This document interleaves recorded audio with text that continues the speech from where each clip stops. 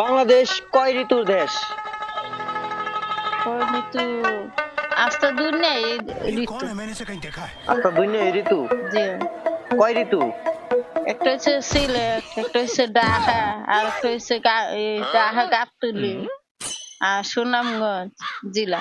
সুনামগঞ্জ জেলা, থানা হচ্ছে নারায়ণতলা। এই হইলো বাংলাদেশের ঋতু।